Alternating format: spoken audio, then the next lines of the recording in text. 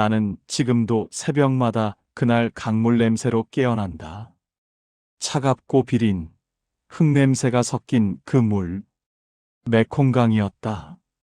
그날 내가 딱 3분만 더 숨을 참지 못했더라면 지금 이 이야기를 할 수 없었을 거다. 손전등 빛이 강 위를 훑고 지나갔을 때 나는 코끝만 물 밖으로 내민 채 눈을 질끈 감았다.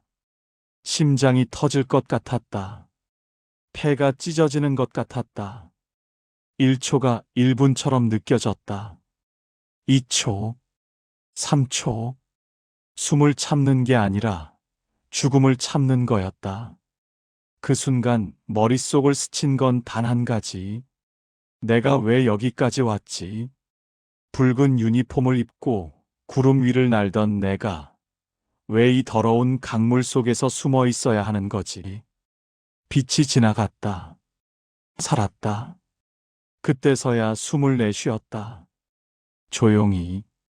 물속에서 왜 내가 그런 미친 선택을 할 수밖에 없었는지, 왜 나는 다른 길이 아니라 하필 그 길을 택했는지, 오늘 그 얘기를 처음부터 끝까지 다 털어놓으려고 한다. 영상 보시기 전에 구독과 좋아요 부탁드립니다. 내 이름은 김영미. 올해 32살이고 8년 전까지만 해도 나는 고려항공 객실 승무원이었다.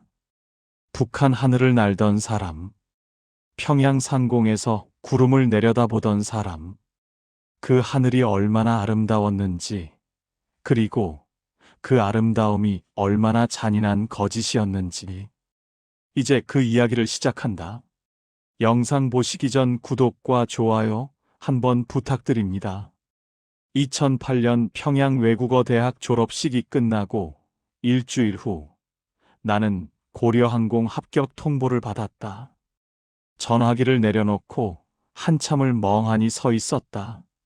손이 떨렸다. 다리가 풀렸다. 믿기지 않았다.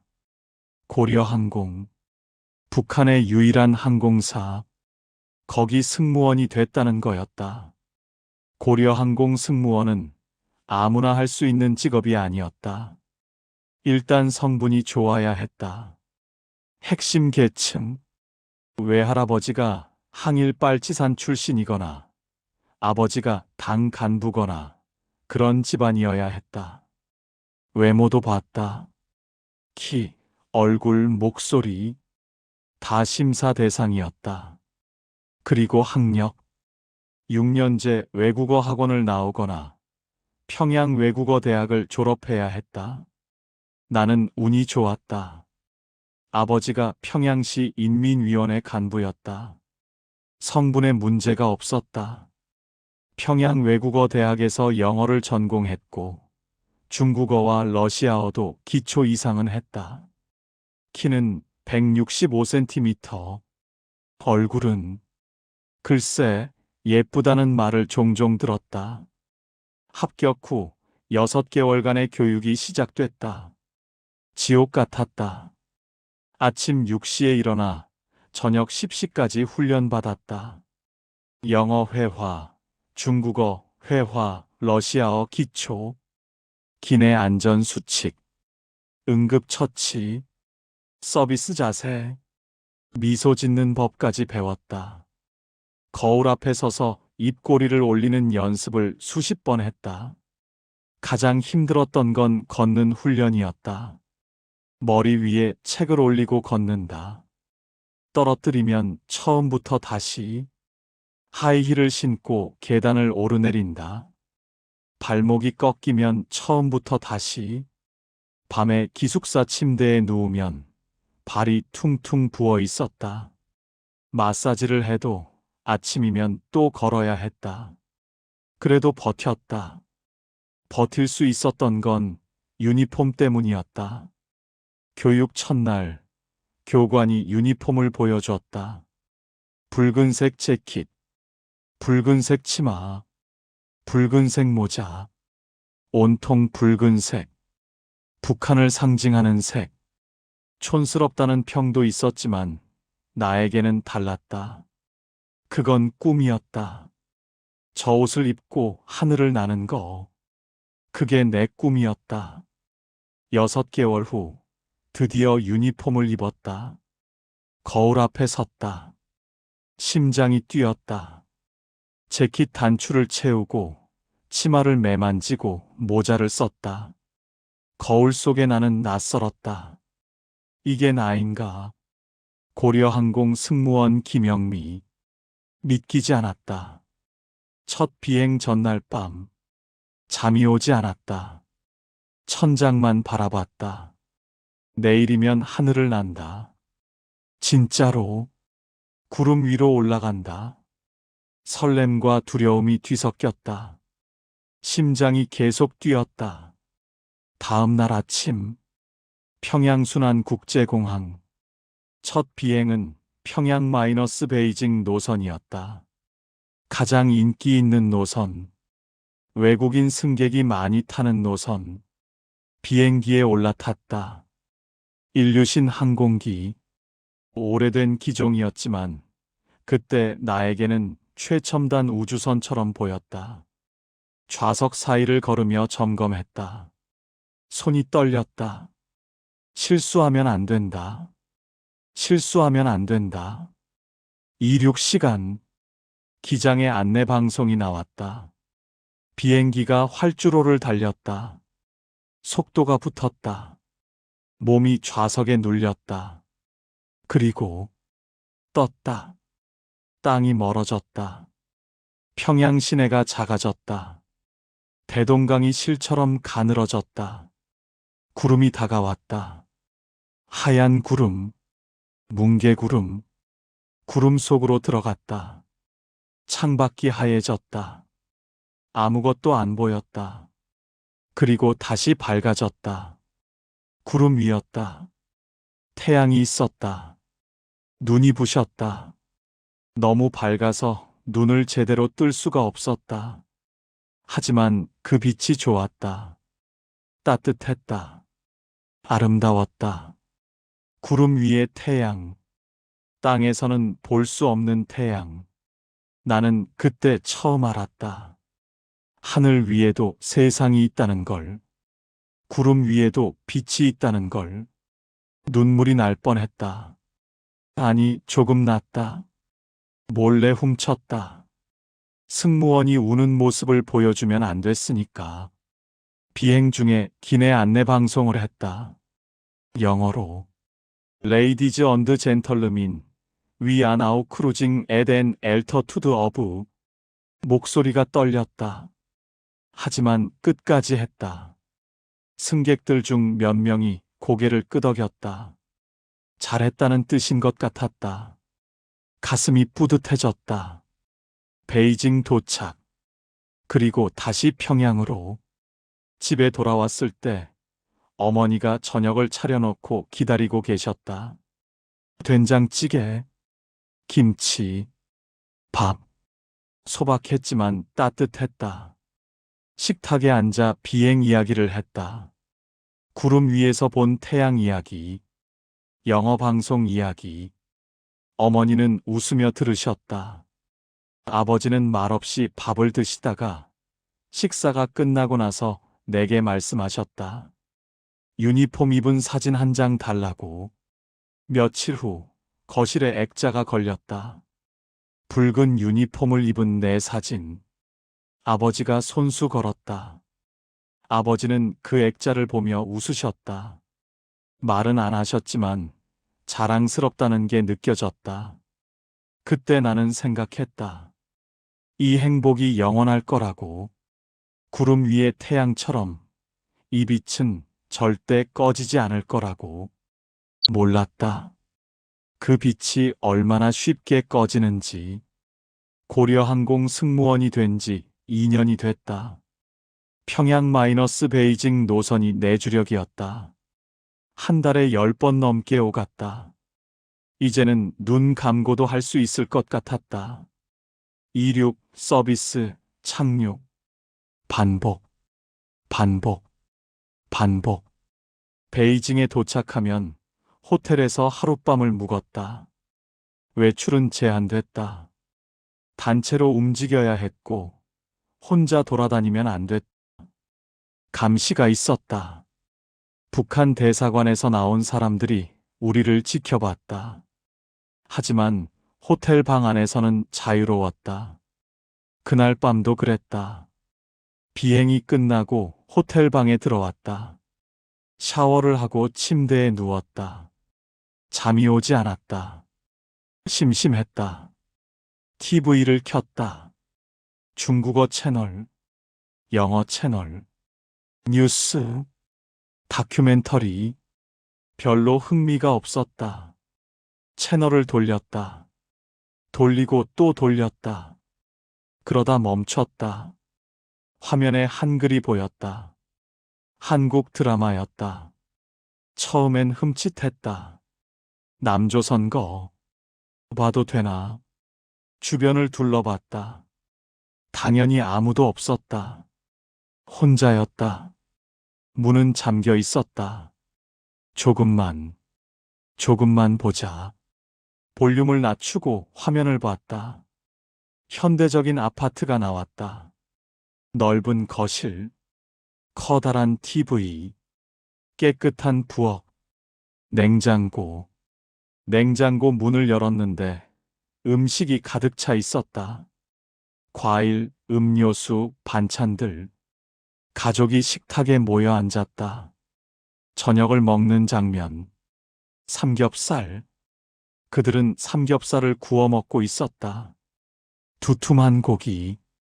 기름이 지글지글 튀었다. 연기가 올라왔다.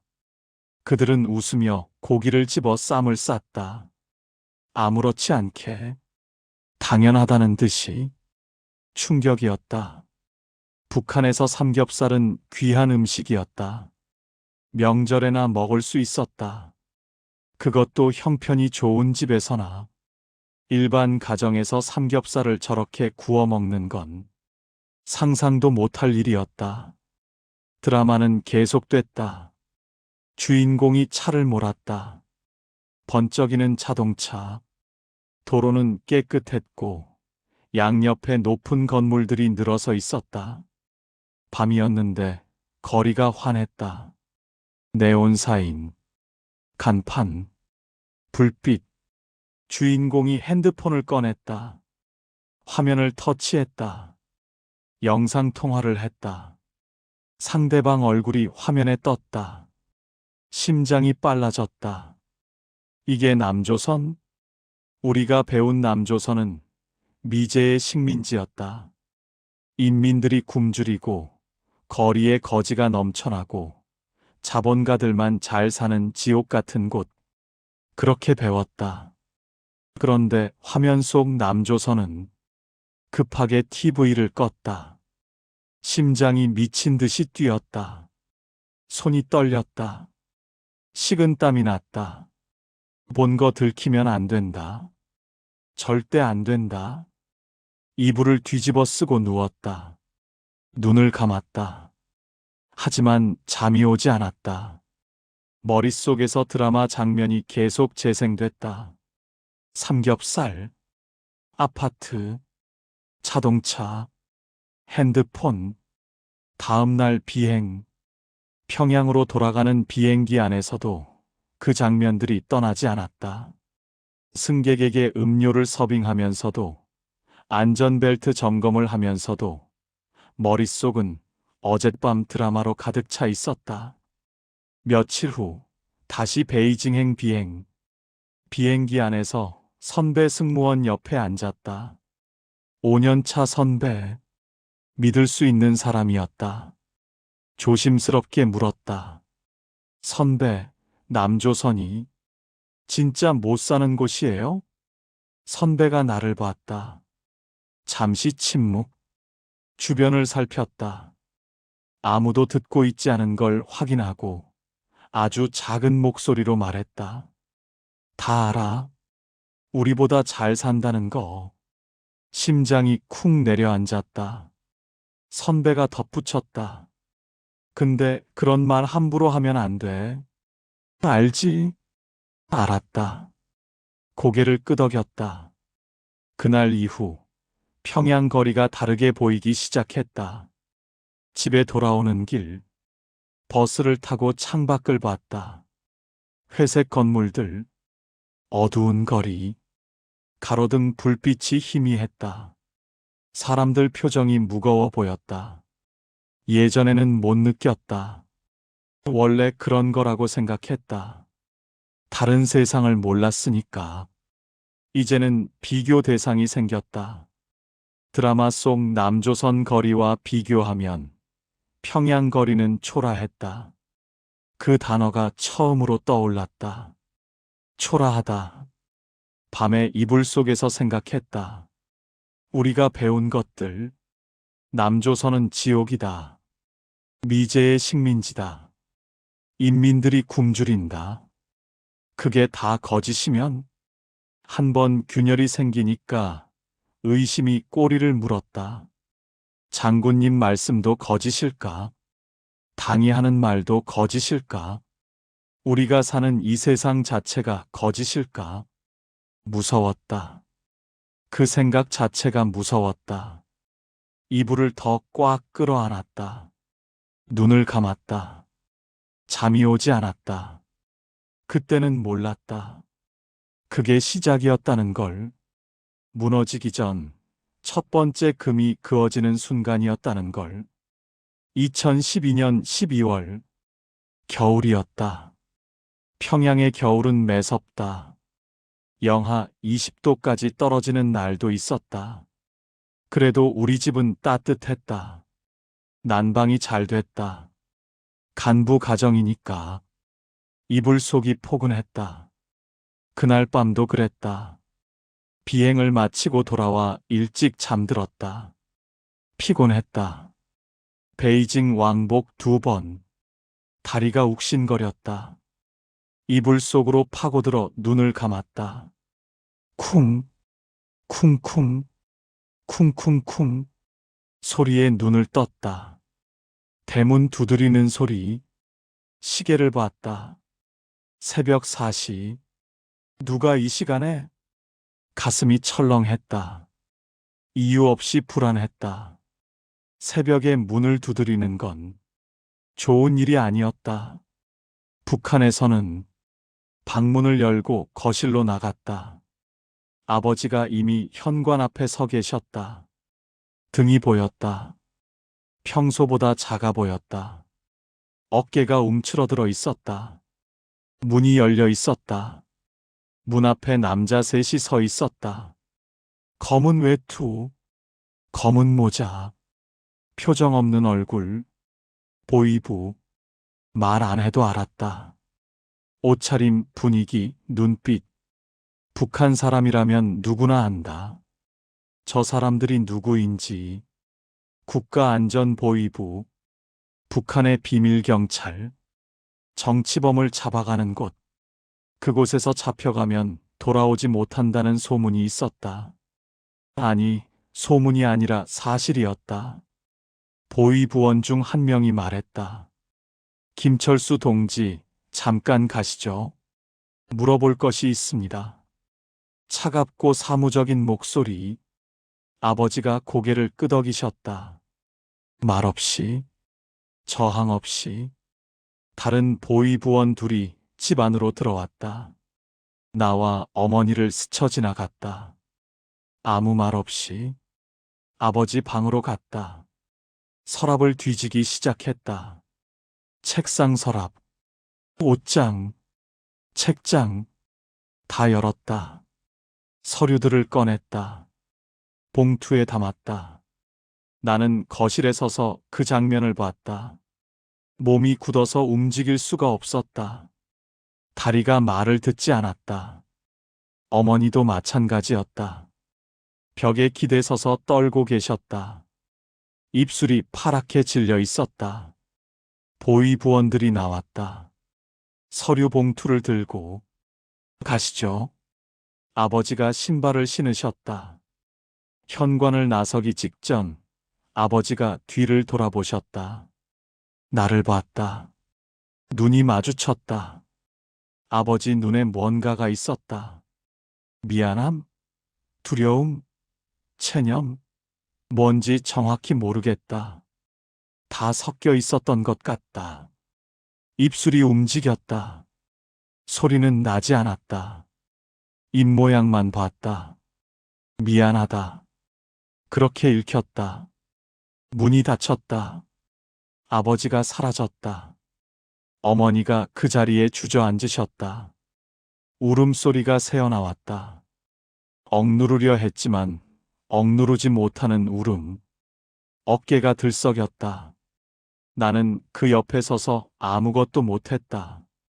위로하고 싶었는데 말이 나오지 않았다.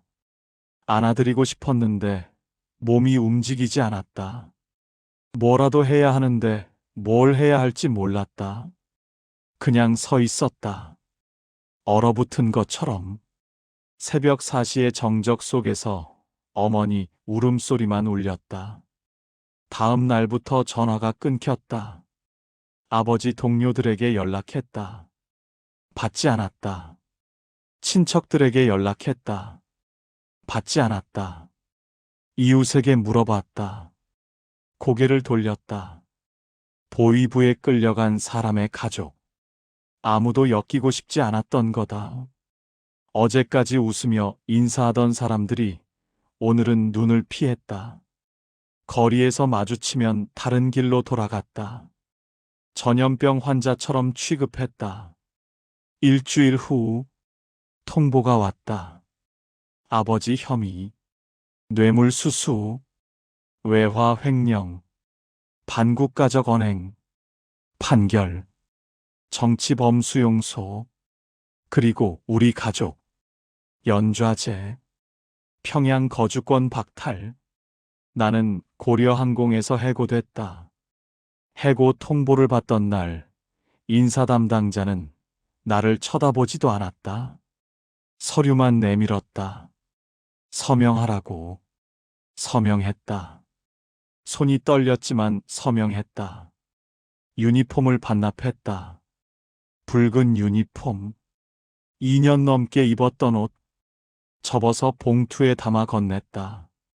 그게 마지막이었다. 구름 위의 태양. 비행기 창밖으로 본 풍경. 레이디즈 언드 젠털르민 위 안아웃 크루징. 다 끝났다. 일주일 만에 다 끝났다. 거실에 걸려있던 내 사진 액자. 아버지가 걸어주셨던 그 액자. 어머니가 내렸다. 말없이. 눈물을 훔치며. 빈 벽만 남았다. 2013년 1월. 평양역. 기차를 기다렸다. 청진행. 함경북도 청진.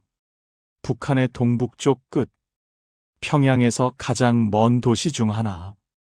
거기로 쫓겨나는 거였다. 짐은 가방 2개. 옷 몇 벌, 이불, 그릇 몇 개. 그게 전부였다. 평양 집에 있던 것들은 대부분 두고 왔다. 가져갈 수 없었다. 집은 국가 소유니까. 우리는 그냥 살던 것뿐이니까. 기차가 들어왔다. 사람들이 몰려들었다. 밀치고 밀렸다. 어머니 손을 꽉 잡았다. 놓치면 안 됐다. 인파 속에서 밀려 올라탔다. 자리가 없었다. 좌석은 이미 다 차 있었다. 서서 가야 했다. 복도에 섰다. 사람들 사이에 껴서. 기차가 출발했다. 덜컹, 덜컹, 덜컹. 기차가 흔들릴 때마다 몸이 같이 흔들렸다. 손잡이를 잡아도 균형 잡기 힘들었다. 다리가 아팠다. 허리가 아팠다. 19시간. 평양에서 청진까지 19시간이 걸렸다. 창밖 풍경이 변했다. 평양의 빌딩들이 사라졌다. 고층 건물들이 점점 작아지고 사라지고 대신 낮은 집들이 나타났다. 시골 마을, 논밭, 황량한 벌판, 겨울이라 다 얼어 있었다. 하얗게 회색빛 하늘, 회색빛 땅, 색깔이 없는 풍경. 밤이 됐다. 기차 안에 불이 꺼졌다. 아니, 완전히 꺼진 건 아니고 희미해졌다. 전력 부족. 북한 기차는 원래 그랬다. 어둠 속에서 서 있었다. 다리가 저렸다. 감각이 없어졌다. 그래도 앉을 데가 없었다. 복도 바닥에 쪼그려 앉으려 했지만 사람들 발에 밟힐 것 같아 포기했다. 어머니도 서 계셨다.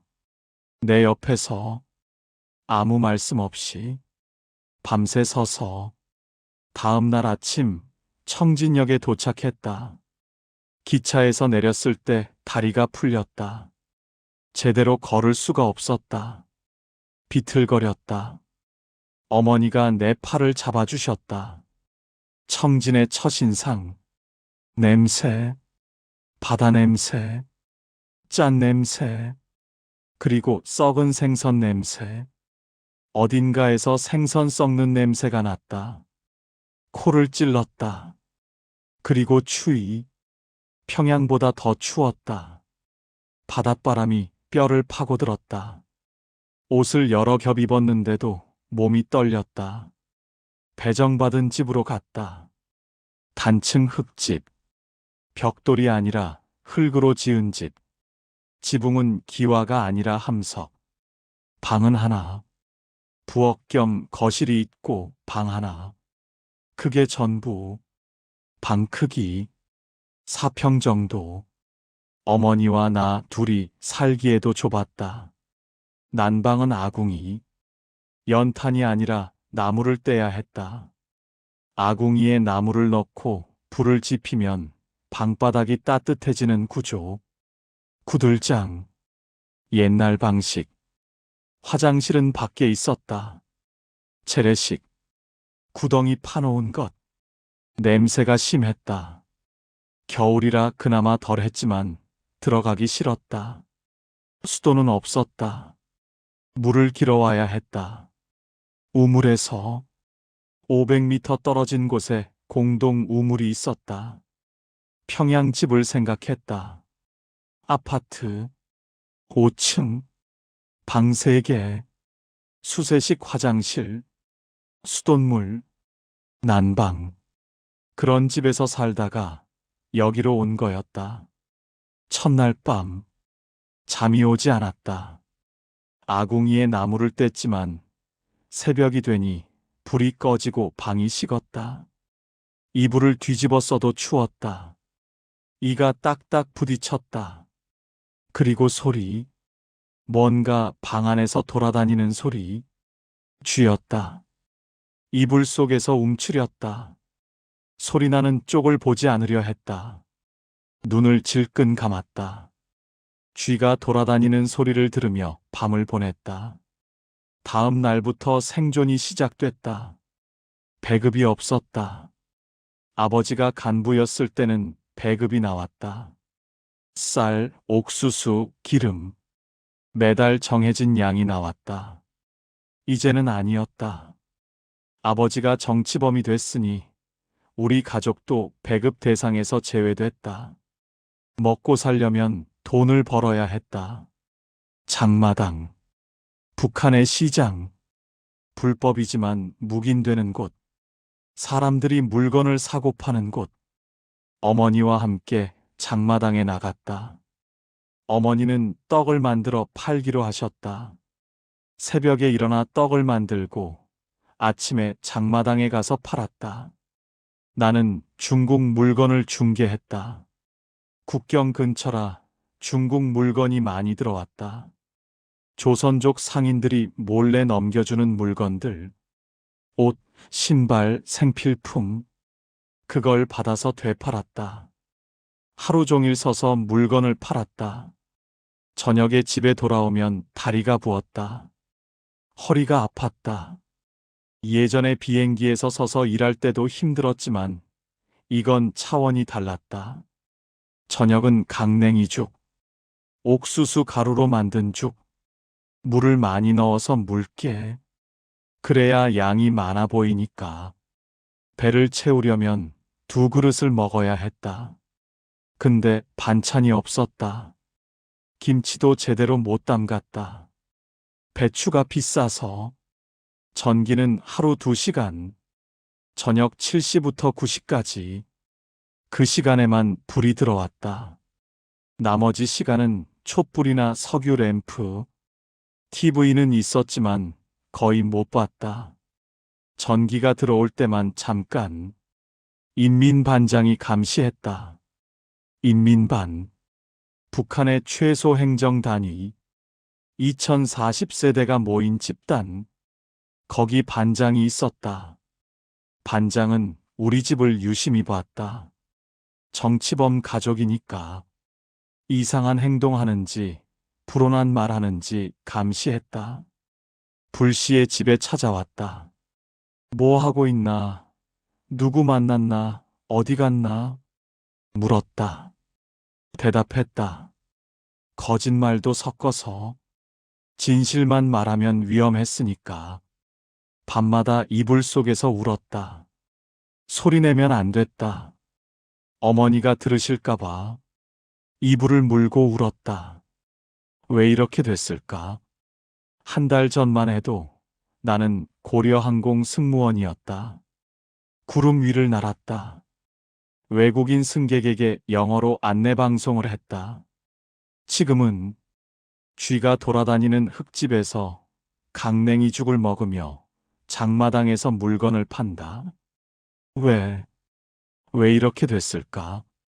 대답은 없었다. 그냥 울었다. 2015년 가을, 청진에 온 지 2년이 넘었다. 장마당 생활에 익숙해졌다. 새벽에 일어나고 물건 팔고 저녁에 돌아오고 반복. 기계처럼. 희망은 없었다. 아버지 소식은 없었다. 정치범 수용소에 계신다는 것만 알았다. 면회도 안 됐다. 편지도 안 됐다. 살아계신지 돌아가셨는지도 몰랐다. 나는 28살, 결혼할 나이였다. 북한에서는 24, 5이면 결혼하는 게 보통이었다. 하지만 나에게 청혼하는 사람은 없었다. 정치범 가족이니까. 나랑 결혼하면 자기 성분도 나빠지니까. 그냥 살았다. 하루하루 버텼다. 목표도 없이, 꿈도 없이. 그러다 USB를 구했다. 장마당에서 조선족 상인이 몰래 팔았다. 한국 드라마가 담긴 USB. 위험했다. 한국 드라마보다 걸리면 정치범 수용소 갈 수도 있었다. 그래도 샀다. 왜인지 모르겠다. 그냥 보고 싶었다. 다른 세상이. 소형 DVD 플레이어가 있었다. 중국산. 화면 크기가 손바닥만 했다. 그걸로 USB 영상을 볼 수 있었다. 그날 밤, 어머니가 먼저 주무신 후 이불 속에 들어갔다. 플레이어를 켰다. 소리를 최대한 줄였다. 이어폰이 없어서 스피커로 들어야 했다. 거의 안 들릴 정도로 볼륨을 낮추고 얼굴을 화면에 바짝 갖다 댔다. 드라마가 시작됐다. 처음에는 그냥 봤다. 연애 이야기. 남자 주인공이 여자 주인공을 좋아하고 뭐 그런 거. 그러다 장면이 바뀌었다. 공항. 인천국제공항. 화면에 거대한 공항이 나왔다. 유리천장. 반짝이는 바닥. 수많은 사람들. 그리고 비행기. 창밖으로 비행기가 보였다. 파란색 비행기. 대한항공인 것 같았다. 심장이 멎는 것 같았다. 비행기. 오랫동안 잊고 있었던 것. 구름 위의 태양. 기내 안내방송. 레이디즈 언드 젠털루민. 잊으려고 했던 것들이 한꺼번에 밀려왔다. 드라마 속에서 승무원이 나왔다. 파란색 유니폼. 깔끔한 화장. 미소. 승객에게 뭔가를 건네주고 있었다. 나도 저랬는데. 붉은 유니폼을 입고 승객에게 음료를 서빙하고 영어로 안내방송을 하고 2년 전까지 나도 저랬는데. 눈물이 났다. 참을 수가 없었다. 쏟아졌다. 소리내면 안 되는데 목구멍에서 울음이 새어나왔다. 손으로 입을 막았다. 화면 속 비행기가 이륙했다. 활주로를 달리다가 하늘로 떠올랐다. 구름 속으로 사라졌다. 나는 다시 저길 날 수 있을까? 다시 구름 위에 설 수 있을까? 그 생각이 들자 더 슬퍼졌다. 못 난다. 절대 못 난다. 나는 정치범 가족이다. 평생 청진해서 장마당 장사나 하다 죽는 거다. 절망이 밀려왔다. 그때 밖에서 발소리가 들렸다. 심장이 멎었다. 급하게 플레이어를 껐다. USB를 뽑았다. 주먹 안에 쥐었다. 이불을 뒤집어 썼다. 발소리가 가까워졌다. 대문 앞에서 멈췄다. 쿵쿵쿵. 문 두드리는 소리. 죽는구나. 그 생각밖에 안 들었다. 한국 드라마보다 걸렸다. 정치범 수용소다. 끝이다. 김영미 동지 계십니까? 인민반장 목소리였다. 심장이 미친 듯이 뛰었다. 손이 떨렸다. 식은땀이 등을 타고 흘렀다. 어머니가 깨셨다. 부스럭거리는 소리. 어머니가 일어나셨다. 네, 잠깐만요. 어머니가 대답하셨다. 문을 열었다. 인민반장이 서 있었다. 손전등을 들고. 무슨 일이에요, 이 밤중에? 어머니가 물으셨다. 아, 그게 옆집에서 소란이 있어서 혹시 뭐 들은 거 없나 해서. 옆집. 다행이다. 우리 집 때문이 아니었다. 아니요, 저희는 자고 있었어요. 그래요? 알겠습니다. 죄송합니다. 주무세요. 인민반장이 돌아갔다. 문이 닫혔다. 어머니가 다시 누우셨다. 나는 이불 속에서 움직이지 못했다. 주먹 안에 USB가 있었다. 땀으로 축축했다. 한참 후에야 숨을 내쉬었다. 살았다. 하지만 다음에는 모른다. 이렇게 사는 게 맞나? 매일 밤 이렇게 숨죽이고 떨면서 눈치 보면서. 언제까지? 죽을 때까지? 드라마 속 비행기가 머릿속에서 떠나지 않았다. 저 비행기를 타면 남조선에 갈 수 있다. 남조선에 가면 뭐가 있지? 삼겹살? 아파트? 자동차? 아니, 자유. 숨 쉴 수 있는 자유. 한국 드라마를 봐도 잡혀가지 않는 자유. 밤에 문 두드리는 소리에 죽을 것 같은 공포를 느끼지 않아도 되는 자유. 그게 있다. 거기에는 그게 있다. 새벽이 됐다. 잠을 못 잤다. 눈을 감아도 잠이 오지 않았다. 아침이 밝았다. 어머니가 일어나셨다. 아궁이에 불을 지피셨다. 내가 다가갔다. 어머니. 왜? 말씀드릴 게 있어요. 어머니가 나를 보셨다. 뭔데? 여기서 이렇게 계속 살고 싶지 않아요. 어머니 표정이 굳었다. 무슨 소리야? 남조선에 가고 싶어요. 침묵. 아궁이에서 나무 타는 소리만 들렸다. 탁탁탁. 어머니가 한참 동안 아무 말씀 없으셨다. 나도 말하지 않았다. 기다렸다. 어머니가 입을 여셨다. 나도 생각해봤다. 심장이 쿵 뛰었다. 어머니도요? 그래. 이렇게 살다 죽을 수는 없지 않니? 어머니 눈가가 붉어졌다. 너 아버지는 돌아오실 것 같지 않아? 정치범 수용소에서 나온 사람 본 적 있니? 나는 없다. 나도 없었다. 근데 우리까지 여기서 썩어 죽을 필요는 없잖아. 어머니가 내 손을 잡으셨다. 가자. 같이 가자. 그날 밤 이불 속에서 어머니와 작은 소리로 이야기했다. 어떻게 가느냐? 돈은 어떻게 마련하느냐? 브로커는 어떻게 찾느냐? 걸리면 어떻게 되느냐? 무섭다. 무섭지만 이렇게 사는 것보다는 낫다.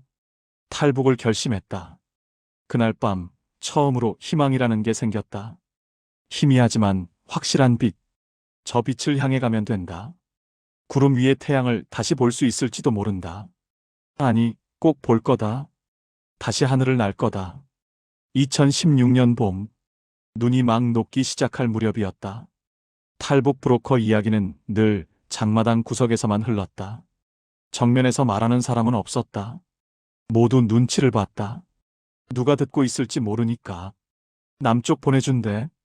대신 돈이 엄청나게 들지. 중국까지 끌려가다 팔려가면 어쩌냐. 중간에 넘겨버리는 브로커도 있다더라. 소문은 늘 두 개였다. 성공담 아니면 배신담. 그 중간은 없었다. 나는 하루 종일 물건을 팔면서 귀는 다른 데 가 있었다. 브로커라는 단어만 나오면 무의식적으로 고개를 돌렸다. 어느 날 단골 조선족 상인이 물건을 내려놓다가 나를 슬쩍 봤다. 눈이 마주쳤다. 그 사람이 아주 조용히 말했다. 영미동무, 진짜 나가고 싶어요? 심장이 쿵 했다. 입술이 바짝 말랐다. 네. 그가 주변을 한번 훑어봤다. 사람들이 다른 데 보는 걸 확인하고 목소리를 더 낮췄다. 오늘 장 끝나고 저 뒤 골목으로 와요. 혼자, 혼자. 그 말이 제일 무서웠다. 저녁, 장마당이 슬슬 정리되기 시작했다.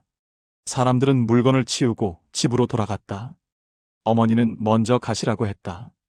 장사 정리 좀 더 하고 가겠다고 거짓말했다. 어머니는 의심하지 않으셨다. 나를 믿으셨다. 뒤 골목은 냄새가 났다. 썩은 생선, 쓰레기, 하수구 냄새. 벽에 기대서 기다렸다. 손이 떨렸다. 혹시 신고하려고 부른 건 아닐까? 별별 생각이 다 들었다. 조선족 상인이 나타났다. 손에는 아무것도 들고 있지 않았다. 장사꾼이 아닌 얼굴이었다. 겁내지 말아요. 나도 이 짓 오래 하기 싫어요. 그가 말했다. 룰부터 알려줄게. 첫째, 난 당신 이름도 몰라요. 알 필요도 없고. 둘째, 나도 목숨 걸고 하는 거라 공짜 없다. 셋째, 중간에 겁먹고 포기한다고 해도 돈은 안 돌아온다. 얼마예요? 중국 거쳐서 라오스, 태국까지. 그 다음 남조선 넘겨주는 데까지 사람 하나에 8,000달러. 그 숫자를 듣는 순간 숨이 막혔다. 팔자에 없는 숫자였다. 우린 그런 돈 없어요. 그가 어깨를 으쓱했다. 그럼 여기서 계속 사는 거지 뭐. 돌아서 가려는 그 사람을 나는 반사적으로 붙잡았다. 기다려요. 입에서 먼저 나왔다. 우리 집 팔고 있는 거 다 팔면 반은 될 것 같은데. 그가 피식 웃었다. 반으로는 안 돼요. 대신 한 사람만 보내요. 딱 한 사람. 순간 머릿속이 하얘졌다. 어머니 얼굴, 아버지 얼굴, 평양 하늘, 구름 위 태양이 엉켜서 떠올랐다. 생각해봐요. 근데 오래 고민할 시간도 없어. 국경 쪽 단속 심해지면 길이 막혀요. 한 달 안에 결정해야 돼요. 그가 떠났다. 나는 한참 동안 그 자리에 못 박힌 사람처럼 서 있었다. 그날 밤, 아궁이 앞에 마주 앉았다. 불빛이 어머니 얼굴을 울퉁불퉁하게 만들었다. 어머니, 왜? 브로커를 만났어요. 어머니 손이 멈췄다. 불을 뒤적이던 나무젓가락이 덜컹 떨어졌다. 뭐라고 그랬냐? 사람 하나에 8,000달러랍니다. 우리는 한 사람 보낼 돈밖에 없대요. 침묵. 나무 타는 소리만 탁탁 들렸다. 어머니가 입을 떼셨다. 그럼 됐다. 내가 가라. 어머니가 가셔야죠. 나는 거의 소리치듯 말했다. 어머니는 평생 북한만 아셨잖아요. 아버지 기다리셔야죠. 나는 여기서도 살아갈 수 있어요. 넌 점잖니? 어머니가 말했다. 목소리가 떨렸다. 난 여기서 평생 살아도 더 잃을 게 없다. 근데 넌 아직 30도 안 됐잖니? 남조선 가면 다시 하늘도 탈 수 있을지 모르고. 싫어요. 나 혼자 안 가요. 눈물이 났다. 어머니 눈에서도 눈물이 뚝 떨어졌다. 우리는 밤새 싸웠다. 서로를 위해 서로를 보내겠다고. 서로를 버리지 않겠다고. 새벽녘, 불이 거의 꺼질 무렵 어머니가 말했다. 좋다. 같이 가자. 그러면 되지. 근데 돈이. 어머니가 방 안으로 들어가시더니 작은 상자를 들고 나오셨다. 한 번도 본 적 없는 상자였다. 뚜껑을 열었다. 안에는 금반지 하나, 오래된 목걸이, 접힌 돈다발들이 들어있었다. 이거 다 뭐예요? 내 아버지가 모아두신 거다. 어머니가 웃었다. 웃음인데 거의 울음에 가까웠다. 나중에 내 결혼할 때 쓰라고 했는데 결혼은 나중에 해라. 일단 살아야 결혼도 하지. 나는 말문이 막혔다. 그날로 우리는 가진 걸 거의 다 팔았다. 집안에 있던 괜찮아 보이는 물건들은 다 장마당에 나갔다. 사람들은 알면서도 아무 말 안 했다. 뭘 하려는지 눈치챘을 것이다. 한 달 안에 준비가 끝났다. 브로커를 다시 만났을 때 그는 돈을 세어보고 고개를 끄덕였다. 두 사람 치치고는 조금 모자라지만 요즘 길이 험해져서 인원 채워야 해. 그냥 같이 데려갈게. 언제 떠나요? 일주일 뒤. 밤에 두만강에서 심장이 또 쿵 하고 내려앉았다. 드디어 정말로 가는 거였다. 2016년 초겨울, 청진 쪽 하늘에 첫눈이 내리기 시작하던 때였다. 브로커가 알려준 대로 우리는 아무것도 모르는 척 평소처럼 장마당에 나갔다. 그리고 해질 무렵 아무 말 없이 집으로 가지 않았다. 인민반장 눈치 보이면 안 된다. 평소랑 똑같이 행동해요. 이사가도 죽어도 아무 말 안 하고 가는 거야. 브로커 말이 머릿속에서 계속 맴돌았다. 어머니와 나는 장마당 뒤쪽 골목으로 갔다. 거기에는 이미 세 사람이 더 서 있었다. 나이든 남자 하나, 20살도 안 돼 보이는 남매 둘. 여기도 가는 사람들이에요? 내가 작게 묻자 브로커가 고개를 끄덕였다. 오늘은 5명. 이 이상 많으면 눈에 띄어. 우리는 말을 아꼈다. 누구 이름도 묻지 않았다. 서로의 얼굴만 잠깐씩 훔쳐봤다. 트럭이 한 대 골목 끝에 서 있었다. 군용 트럭처럼 생긴 녹슨 트럭. 우리 5명은 지시에 따라 트럭 뒤에 올라탔다. 비닐포대가 씌워졌다. 안은 깜깜했다. 트럭이 움직이기 시작했다. 쿵, 쿵. 몸이 덜컹거렸다. 누가 내 옆에서 조용히 훌쩍였다. 어머니 손을 꽉 잡았다. 몇 시간을 갔는지 모른다. 시간 감각이 사라졌다. 트럭이 멈추고 브로커 목소리가 들렸다. 내려요. 여기서부터는 걸어야 돼요. 포대가 젖혀졌다. 밤이었다. 눈발이 조금 날렸다. 앞에는 숲이 있었다. 나무들, 덤불, 어둠. 말하지 말고 발소리도 최대한 줄이고 내가 가는 대로 그대로 따라와요. 우리는 줄을 섰다.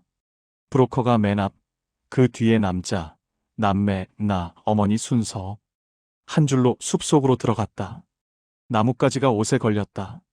발밑에 눈이 사각거렸다. 숨을 쉬면 입김이 하얗게 나왔다. 그 입김조차 들킬까봐 일부러 작게 쉬었다.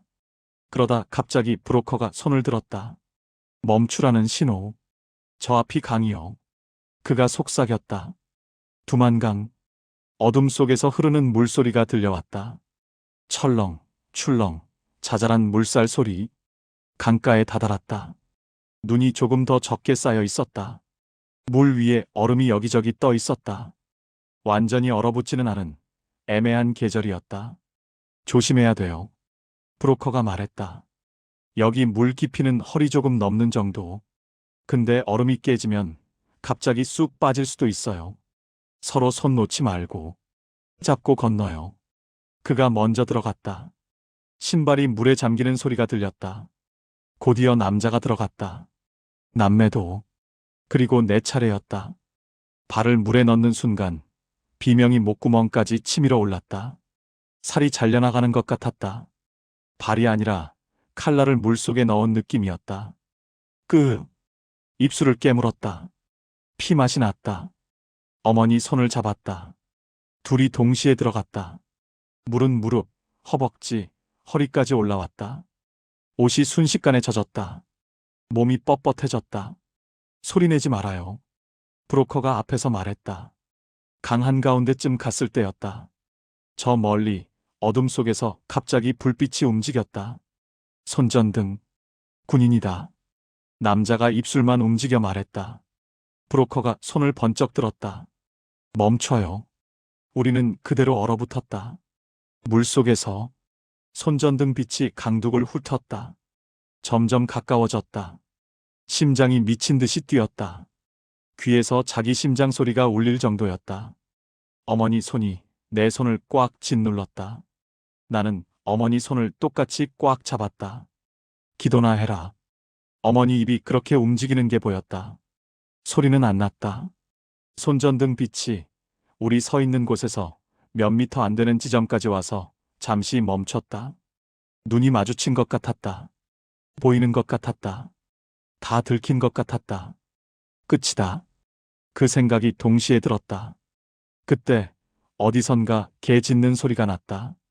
강 반대편 쪽 마을에서 군인이 욕을 한마디 하더니 빛을 그쪽으로 돌렸다.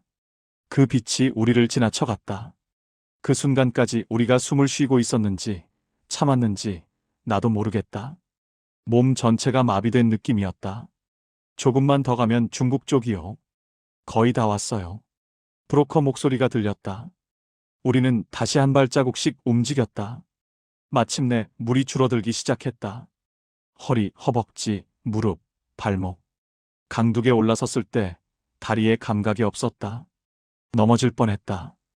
브로커가 내 팔을 잡았다. 이제부터는 당신들 북한 사람이 아니에요. 그가 말했다. 중국에서도 잡히면 북한으로 넘겨버리니까 더 조심해야 돼요. 진짜는 이제부터. 나는 뒤를 돌아봤다. 어둠 속 두만강이 흐르고 있었다. 눈발이 강 위에 흩날렸다. 여기서 다시 돌아갈 수는 없다. 딱 그렇게 생각했다. 뒤는 없는 길, 앞만 있는 길. 우리는 다시 숲속으로 들어갔다. 중국 땅으로. 중국에서의 첫날은 거의 꿈처럼 지나갔다. 우리를 기다리던 승합차가 있었다. 번호판을 흙으로 가린 낡은 차였다. 브로커는 우리를 차에 태우고 중국어로 누군가에게 전화를 했다. 다음 집까지 3시간 정도야. 그 집에서 며칠 숨었다가 또 이동할 거야. 차 안은 퀴퀴한 냄새가 났다. 담배, 땀, 오래된 첫 냄새. 어머니는 내 어깨에 머리를 기대셨다. 계속 떨고 있었다. 나는 어머니 손을 잡아주면서 차 창밖으로 스치는 풍경을 봤다. 북한과 다르지 않은 산, 들, 집들이었는데 이상하게도 전혀 다른 나라처럼 느껴졌다. 숲풀만 지나도 공기 냄새가 달라지는 것 같았다. 우리가 도착한 곳은 작은 농가였다. 겉에서 보기에는 그냥 평범한 중국 시골집이었다. 브로커는 문을 두드렸고 안에서 중년 여자가 나왔다. 우리 서로를 한번 훑어보던 그 여자가 아주 간단히 말했다. 들어와요. 우리는 그 집 창고 방 같은 곳으로 들어갔다. 거기에는 이미 2사람이 더 있었다. 한 명은 나보다 조금 나이 많아 보이는 여자, 다른 한 명은 10살쯤 된 남자아이. 여자가 인사를 했다. 어디서 왔어요? 청진이요. 우리는 회령. 북한 사람 특유의 억양이 서로의 긴장을 조금 풀어줬다. 우리는 이름은 묻지 않았다. 습관이었다. 이름을 안다는 건 서로에게 위험이 될 수 있었다. 중국집 주인은 음식을 가져왔다. 쌀밥, 감자볶음, 김치 비슷한 반찬. 배가 고팠는데도 처음에는 숟가락이 잘 안 갔다. 혹시 이게 마지막 밥일 수도 있나? 이상한 생각이 계속 들었다. 어머니는 내 옆에서 조용히 밥을 드셨다. 밥알이 눈물에 젖었다. 하지만 울음은 소리로 나오지 않았다. 우리는 그 집에서 닷새를 있었다. 낮에는 창고방에서 거의 나오지 못했다. 주인 여자가 말했다. 밖에 나가면 안 돼요. 얼굴만 보여도 사람들이 알아본다. 조선 사람 얼굴은 다르다고. 밤이 되면 가끔 거실 TV 소리가 들려왔다. 중국 예능 프로그램, 드라마, 광고. 나는 문틈으로 새어들어오는 빛을 보면서 누워 있었다. 닷새 뒤 우리는 또 다른 브로커에게 넘겨졌다. 이젠 얼굴도 헷갈릴 만큼 많은 사람들을 거쳤다. 그때부터 일정은 더 빨라졌다. 연길 근처를 지나 단둥 근처를 피해 더 남쪽으로, 더 남쪽으로. 기차, 버스, 승합차를 갈아타며 이동했다. 중간중간 중국 공안이 검문하는 장면을 여러 번 봤다. 여권 검사가 있으면 고개 숙이고 있어요. 절대 눈 마주치지 말고. 브로커는 우리에게 가짜 신분증을 한 장씩 쥐어주었다. 중국어로 적힌 이름과 주소, 생년월일. 나는 그걸 제대로 읽지도 못했다. 검문소를 지날 때마다 심장이 멈출 것 같았다. 경찰이 차 안으로 들어오면 숨이 목까지 차올랐다. 가슴에 심장이 아니라 폭탄을 품고 있는 느낌이었다. 한 번은 실제로 공안이 내 얼굴을 오래 쳐다본 적이 있었다. 눈빛이 매서웠다. 어디 가는 길이냐? 그가 중국어로 물었다. 나는 알아듣지 못했다. 브로커가 옆에서 대신 대답했다. 고향 가는 길입니다. 아버지 댁이 저쪽이라. 공안이 한참을 망설이더니 결국 차에서 내리지 않고 돌아섰다. 그 순간 다리에 힘이 풀렸다. 눈물이 왈칵 나왔다. 이런 상황이 앞으로 또 여러 번 있을 거요. 브로커가 말했다. 버틸 수 있겠어요? 나는 고개를 끄덕였다. 사실은 모르겠다고 말하고 싶었지만 그럴 수 없었다. 중국에서의 생활은 늘 두려움과 함께였다. 우리는 때로는 창고에, 때로는 지하방에, 때로는 허름한 여관에 숨었다. 하루, 이틀, 일주일. 그러다 또 이동. 어디가 어딘지도 모르는 사이에 지도에서 우리 위치는 점점 남쪽으로 내려가고 있었다. 그 중간쯤 큰 일이 하나 터졌다. 브로커가 잠깐 나갔다가 혈색이 없는 얼굴로 뛰어들어왔다. 지금 이 동네 공안 들이닥쳤다. 불법 체류자 색출이라고 집집마다 뒤진대. 빨리 짐 챙겨요. 당장 나가야 돼. 우리는 허겁지겁 가방을 들었다. 근데 어머니가 그 순간 갑자기 주저앉으셨다. 어머니, 어지럽다. 어머니 얼굴이 새하얗게 질려 있었다. 며칠째 제대로 드신 것도 없었고 긴장과 피로가 겹친 탓이었다. 브로커가 욕을 한번 내뱉었다. 지금 쓰러질 때가 아닌데. 그가 내게 말했다. 미안하지만 지금 여기에 오래 머물면 다 잡혀요. 선택해야 돼. 일단 건강한 사람들 먼저 빼고 나중에 다시 오는 수밖에 없다. 무슨 소리예요? 같이 가야죠. 내가 소리쳤다. 당신이 뭘 어떻게 할 건데? 브로커가 나보다 더 크게 소리쳤다. 조금만 있다가 공안 오면 다리도 못 펴고. 북송이야. 그러면 끝이야. 당신 어머니도 끝이고 당신도 끝이야. 어머니가 내 손을 잡으셨다. 떨리는 손이었다. 영미야. 어머니, 우리 같이 가요. 제가 부축할게요. 조금만 일어나 보세요. 아니야. 어머니가 고개를 저으셨다. 가. 너만이라도 가. 싫어요. 나는 울부짖었다. 너 아버지가 그랬다. 어머니가 속삭이셨다. 어디까지 가더라도 영미만은 살려야 한다고. 너만은 다른 하늘을 보게 해줘야 한다고. 그 말 내가 지켜야지. 눈물이 사정없이 쏟아졌다. 나는 어머니 손을 놓지 않으려고 했다. 브로커가 우리 둘을 억지로 떼어냈다. 시간 없다니까. 어머니가 내 손을 붙잡으려고 허공을 더듬다가 힘이 빠져 떨어졌다. 바닥에 주저앉은 채로 어머니가 말했다. 영미야. 나는 울면서 어머니 얼굴을 봤다. 끝까지 가라. 절대 포기하지 말고. 설령 내가 못 가도 너는 가야 한다. 그 말이 내 등을 떠미는 손처럼 느껴졌다. 브로커가 나를 끌고 나갔다. 문이 닫히는 순간 어머니가 마지막으로 말했다. 사랑한다. 그게 마지막이었다. 그 이후로 나는 어머니 얼굴을 다시 본 적이 없다. 문을 넘어 계단을 뛰어내려갈 때 공안의 사이렌 소리가 멀리서 들려왔다. 내 심장 뛰는 소리와 섞였다. 차에 올라탔을 때 나는 거의 기절하기 직전 상태였다. 눈물은 멈추지 않았고 숨쉬기도 힘들었다. 브로커가 앞좌석에서 말했다. 미안하다. 근데 네 어머니 말이 맞다. 여기서 다 같이 잡히는 것보다 한 명이라도 끝까지 가는 게 그나마 남는 거야. 나는 아무 말도 할 수 없었다. 입을 열면 울음밖에 나오지 않을 것 같았다. 그날 이후 이동 속도는 더 빨라졌다. 브로커도 무리하고 있다는 걸 나도 알았다.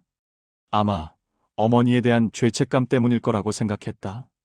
우리는 사흘 동안 거의 잠도 제대로 못 자고 남쪽으로 내려갔다. 도시 이름도 제대로 모르는 채로 지도를 통째로 미끄러져 내려가는 기분이었다. 어느 순간 브로커가 말했다. 여기서 조금만 더 가면 라오스 국경이야. 그를 통해 처음 들은 지명. 라오스. 그리고 그 다음 태국. 그리고 남조선. 거기까지 가면 정말 끝이에요? 내가 물었다. 아니. 그가 고개를 저었다. 끝이 아니라 시작이지. 라오스 국경은 상상했던 것과 많이 달랐다. 지도에서 보면 선으로 그어진 깔끔한 경계지만 실제로는 산과 강, 숲과 안개로 덮인 지저분하고 험한 경계였다. 우리는 중국 마지막 마을 근처 작은 여관에서 라오스 쪽 브로커를 기다렸다. 새로운 얼굴이 나타났다. 검게 그을린 피부, 말수가 적은 남자였다. 여기서부턴 제가 데려갑니다. 그는 북한 말 한마디 못했다. 중국어와 라오스어만 했다. 중간중간 전 브로커가 통역해줬다. 산길로 이틀. 그 다음에 강 건너야 돼. 거기가 제일 위험해. 강. 그 단어를 듣는 순간 두만강 얼음물 느낌이 다시 발목까지 차올랐다. 몸이 저절로 떨렸다. 이틀 동안 우리는 산길을 걸었다. 비포장 흙길, 돌길, 좁은 산등성이. 낮에는 나뭇잎 사이로 햇빛이 쏟아졌지만 그것도 오래가면 고통이었다. 등은 땀으로 흠뻑 젖었고 발바닥에는 물집이 잡혔다. 밤에는 숲속에서 잤다. 마른 나무잎 위에 누웠다. 모기, 벌레, 이상한 울음소리가 사방에서 들려왔다. 그래도 나는 잠을 잤다. 너무 피곤해서. 둘째 날 밤, 드디어 브로커가 말했다. 오늘 밤이야. 강 건너는 날. 그 강이 바로 메콩강이었다. 라오스 쪽 숲을 빠져나오자 시야가 탁 트였다. 어두운 물결이 끝없이 흘러가고 있었다. 두만강과는 비교도 안 되는 넓이. 물소리도 달랐다. 깊고 묵직한 소리. 강 건너편에는 희미한 불빛이 반짝거렸다. 태국이었다. 저 불빛 보이죠? 브로커가 물었다. 저기가 태국이야. 저 땅에만 올라서면 북송은 없다. 그 말을 듣는데도 믿기지가 않았다. 이 강 하나를 건너면 정말로 다시는 북한으로 끌려가지 않는다는 게. 우리는 4명이었다.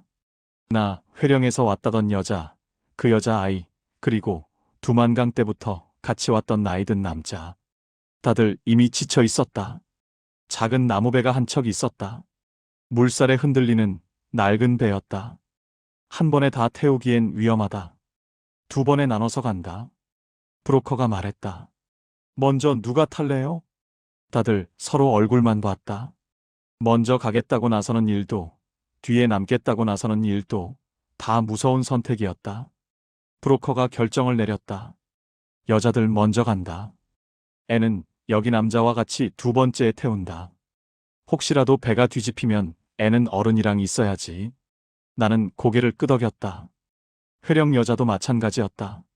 아이 얼굴은 공포로 굳어 있었다. 첫 번째 배.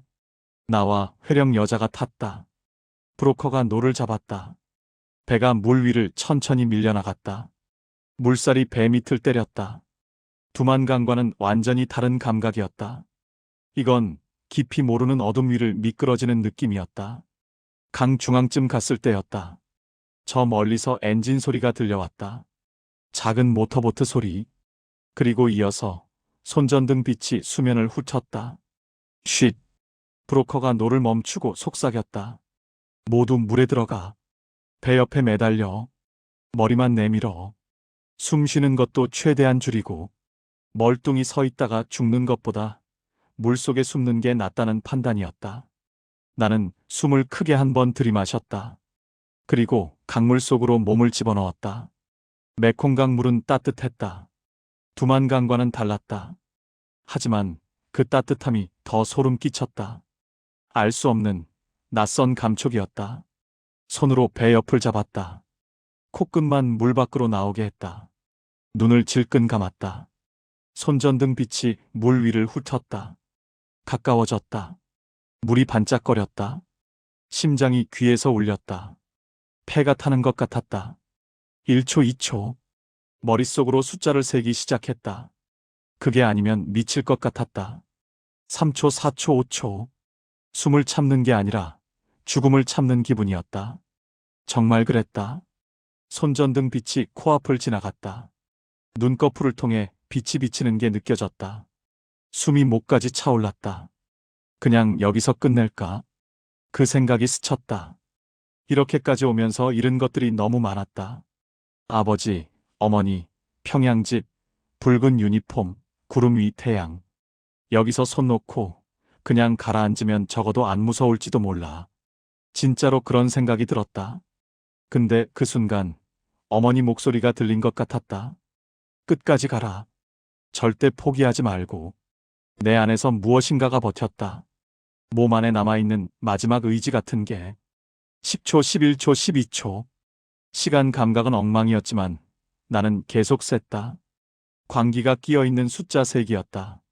손전등 빛이 조금씩 멀어지는 게 느껴졌다. 엔진 소리도 점점 멀어졌다. 브로커 손이 내 어깨를 쳤다. 신호였다. 나는 그제야 숨을 내쉬었다. 물속에서 조용히. 폐가 통증으로 비명을 질렀다. 기침이 쏟아질 것 같았지만 이를 악물고 참았다. 조금만 더 가면 돼요. 브로커가 속삭였다. 우리는 다시 배 위로 올라왔다. 몸이 물에 푹 젖어 옷이 몸에 달라붙었다. 강바람이 불자 온몸에 소름이 돋았다. 얼마 지나지 않아 강 건너편 모래사장이 보였다. 브로커가 마지막 힘을 짜내 노를 저었다. 배가 모래에 닿았다. 내려요. 우리는 비틀거리며 배에서 내렸다. 모래밭에 무릎을 꿇고 엎어졌다. 숨을 몰아쉬었다. 살아있다는 걸 온몸으로 느꼈다. 여기가 태국이에요? 내가 물었다. 목소리가 내 목소리 같지 않았다. 갈라지고 떨렸다. 브로커가 고개를 끄덕였다. 그래. 여기서 경찰에 잡히면 감옥은 가도 북송은 안 당해. 이제는 조금 덜 무서워해도 돼. 나는 모래를 움켜쥐었다. 손에 차가운 모래가 가득 찼다. 눈물이 모래 위로 떨어졌다. 근데 아직 끝이 아니었다. 뒤에서 다시 엔진 소리가 들려왔다. 우리가 건너온 강 쪽에서 브로커가 욕을 했다. 제기랄. 빨리 숲 쪽으로 가. 우리는 다시 일어서서 숲 쪽으로 뛰었다. 그 순간 어디선가 빛이 번쩍였다. 손전등이 아니라 다른 종류의 빛. 차량 헤드라이트였다. 멈춰. 영어 같기도 하고 태국어 같기도 한 소리가 들려왔다. 총을 든 군인 같은 사람들이 우리를 향해 달려왔다. 나는 멈춰 섰다. 더 이상 뛸 힘도 없었다. 손 들어. 누군가가 소리쳤다. 우리는 손을 들었다. 모래 위에서 강물 냄새에 젖은 채로 손을 들었다. 그 순간 이상하게도 이런 생각이 들었다. 그래도 북쪽으로 가는 군인은 아니다. 그게 나를 버티게 해줬다. 우리는 태국 군인들에게 붙잡혔다. 손목에 수갑이 채워졌다. 트럭 뒷칸에 실렸다. 근데 그때 내 마음속에서는 묘한 안도감이 피어오르고 있었다. 이제 적어도 다시 메콩강을 거슬러 올라가 북쪽으로 끌려가지는 않겠다는 확신 같은 것. 트럭이 흔들렸다. 떡져 있는 머리카락 사이로 새벽 하늘이 보였다. 별이 떠 있었다. 나는 속으로 중얼거렸다. 여기까지 왔다, 어머니. 태국에서의 시간은 이상하게도 북한이나 중국에서보다 덜 현실 같았다. 우리는 국경 근처 군시설 같은 곳에 일단 수용됐다. 낯선 언어, 낯선 군복, 낯선 규칙. 하지만 한 가지는 분명했다. 여기서 북한으로는 안 돌려보낸다. 통역을 통해 들은 그 말이 내 몸을 지탱해줬다. 눈을 감으면 여전히 메콩강 냄새가 났다. 차갑고 비린 흙냄새 섞인 물. 근데 눈을 뜨면 그 냄새는 사라지고 건조한 더운 공기 냄새가 들어왔다. 며칠 후 우리는 이민국 수용소로 옮겨졌다. 세계 여러 나라에서 온 불법 체류자들이 섞여 있는 곳이었다. 아프리카 사람들, 미얀마 사람들, 어디서 왔는지 모를 사람들. 그들 사이에서 나는 어쩐지 작고 초라한 존재처럼 느껴졌다. 하지만 동시에 나만 이런 거 아니구나라는 이상한 위로도 들었다. 세상에는 자기 나라에서 도망쳐 나온 사람들이 이렇게나 많구나. 어느 날 한국 사람 둘이 수용소에 찾아왔다. 정장을 입은 남자와 여자. 신분을 밝혔을 때 내 심장이 멈출 뻔했다. 우리는 대한민국 대사관에서 나왔습니다. 대한민국. 입으로만 하던 나라 이름이 눈앞에서 살아 움직이는 소리로 들려왔다. 한 사람씩 불려나가 조사를 받았다. 이름, 나이, 본적, 가족관계, 어떻게 탈북했는지, 어느 경로로 왔는지. 나는 두만강, 중국 라오스, 메콩강까지의 이야기를 최대한 정확히 말했다.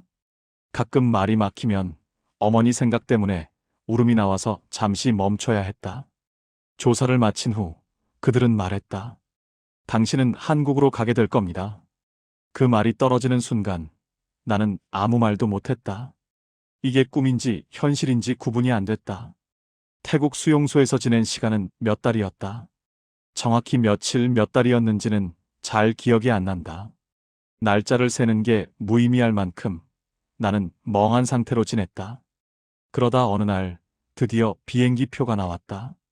태국에서 한국으로 바로 가는 비행기에 탈 거예요. 비행기. 그 단어를 듣는 순간 온몸에 소름이 돋았다. 하늘. 오랫동안 잊고 살았던 공간. 다시 그곳으로 올라간다는 게 믿기지 않았다. 공항에 도착했을 때 나는 다른 사람들보다 더 떨었다. 수용소에서 나온 북한 사람들은 대부분 비행기를 처음 타보는 사람들이었다. 근데 나는 달랐다.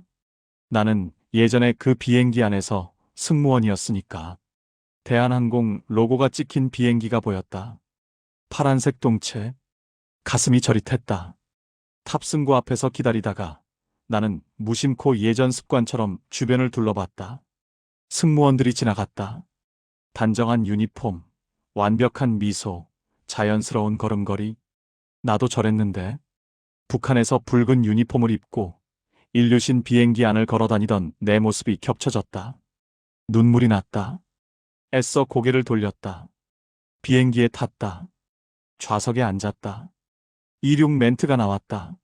Ladies and gentlemen, this is your CAPTAIN speaking. 영어였다. 내가 예전에 했던 멘트와 비슷한 문장이었다. 비행기가 활주로를 달렸다. 속도가 붙었다. 몸이 좌석에 눌렸다. 그리고 떴다. 창밖에 구름이 보였다. 오랜만에 보는 구름 위 세상. 이번에는 승무원이 아니라 승객으로서. 나는 창문에 이마를 댔다. 눈을 감았다. 눈물이 흘렀다. 어머니, 나 진짜로 하늘 위에 있어요. 구름 위에. 대한민국 인천공항에 도착했을 때 공기는 다르게 느껴졌다. 대답해주는 사람은 없지만 그때의 나에게는 정말 그랬다. 입국장으로 나가는 길, 핸드폰 매장들이 줄지어 있었다. 최신형 스마트폰들이 전시되어 있었고 TV에서는 화려한 광고가 쏟아지고 있었다. 드라마 속에서 봤던 그 장면들이 실제로 내 눈앞에서 펼쳐지고 있었다. 삼겹살 광고, 아파트 광고, 자동차 광고. 이게 남조선이구나. 한동안 말이 나오지 않았다. 그 후의 이야기는 다른 종류의 싸움이었다. 하나원. 적응 교육. 언어와 문화 차이, 시선과 편견. 북한에서 왔어요 라고 말하면 돌아오는 애매한 반응들. 일을 구했다. 처음에는 식당 설거지, 편의점 야간 근무 같은 것부터 했다. 손이 쭈글쭈글해질 정도로 설거지를 하고 밤새 카운터를 지키며 나는 자주 생각했다. 내가 평양에서 구름 위를 날던 사람인데 지금은. 근데 곧 깨달았다. 그래서 뭐, 지금 내가 서 있는 이 땅은 적어도 밤에 누가 문을 두드린다고 해서 보이부가 들이닥치는 곳은 아니었다. 한국 드라마를 몰래 본다고 해서 정치범 수용소에 끌려가는 곳도 아니었다. 밤에 퇴근해서 고시원 방에 누워 핸드폰으로 드라마를 볼 때면 여전히 약간의 죄책감이 들었다. 몸에 밴 습관이었다. 그러다 곧 피식 웃음이 나왔다. 이제 이거 본다고 누가 나 잡으러 안 오지. 나는 내 스스로에게 그렇게 말해줬다. 시간이 조금 더 흐른 뒤 나는 다시 꿈을 꿀 수 있게 됐다. 처음으로 미래라는 단어를 떠올릴 수 있게 됐다. 어느 날 취업 사이트를 뒤지다가 항공서비스학과 광고를 봤다. 승무원 준비학원 광고도 있었다. 심장이 뛰었다. 손가락이 멈췄다. 다시 유니폼을 입을 수 있을까? 붉은색이 아니라 파란색일지도 모르는 고려항공이 아니라 대한항공이나 아시아나 같은. 현실은 만만치 않았다. 나이는 이미 29이 넘었고 경력도 단절돼 있었다. 영어도 많이 녹슬었다. 무엇보다 국적 변화와 출신 배경 때문에 넘어야 할 산이 많았다. 그래도 나는 등록했다. 알바비를 모아서 가장 싼 수업부터. 학원에서 발을 딛는 순간 예전 교육대의 냄새가 났다. 헤어스프레이 냄새, 파우더 냄새, 구두 소리. 거울 앞에 서서 미소 연습을 하는 젊은 여자들이 있었다. 나는 거울 속 내 모습을 봤다. 예전보다 조금 늙고 눈가에 작은 주름이 생긴 얼굴. 하지만 눈빛만큼은 그때보다 훨씬 또렷했다. 교관이 물었다. 예전에 어디서 일해 보셨어요? 나는 잠시 망설이다가 말했다. 북한에서 고려항공 승무원 했습니다. 순간 교실이 조용해졌다. 몇몇 수강생들이 나를 힐끔 봤다. 교관 눈이 커졌다. 근데 곧 교관이 말했다. 그럼 저희보다 선배시네요. 농담처럼 한 말이었지만 그 말이 내 가슴에 와박혔다. 누군가 나를 선배라고 불러주다니. 나는 웃었다. 진짜로 마음 깊은 데서 올라오는 웃음이었다. 물론 이 이야기가 동화처럼 끝나는 건 아니다. 나는 아직도 비행기 안에서 승객들에게 안내방송을 하는 승무원은 아니다. 면접에서 떨어지기도 했고 현실의 벽에 부딪히기도 했다. 그래도 나는 하늘을 완전히 포기하지 않았다. 지금은 공항 근처 카페에서 일하면서 수시로 이륙하는 비행기들을 본다. 손님이 없을 때면 창밖을 멍하니 바라본다. 비행기가 활주로를 달린다. 속도를 낸다. 그리고 하늘로 떠오른다. 그걸 볼 때마다 메콩강 강물 냄새가 동시에 떠오른다. 차갑고 비린 흙냄새 섞인 물. 새벽마다 나를 깨우는 냄새. 나는 아마 평생 그 냄새를 잊지 못할 거다. 두만강도 메콩강도 어머니가 주저앉아 있던 그 방 냄새도. 하지만 이제 그 냄새가 나를 끌어내리지 못한다. 강물 냄새가 떠오를 때마다 나는 일부러 창밖 하늘을 본다. 구름 위에 있을 태양을 떠올린다. 비록 지금 내 발은 땅에 붙어 있지만 내 이야기는 그 하늘까지 닿아 있다고 스스로에게 말해준다. 그래서 지금 이 이야기를 하고 있는 거다.